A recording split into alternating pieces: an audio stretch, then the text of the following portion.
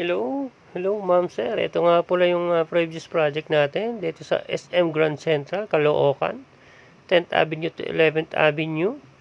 Iba pong dating mall na yan, nasunog ho yan dati. So, naging SM Grand Central na po siya. Hindi ko po alam kung anong pangalan dating mall eh. Matandang mall na po yung nasunog yan dati eh.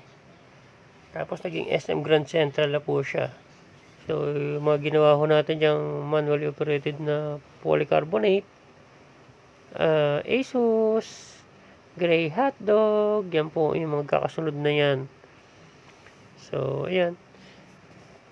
Actually, tapos na po yan eh.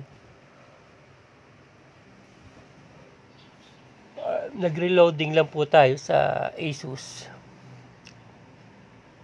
Yan si Gray Hotdog. Gray Hotdog. Yan. Ha?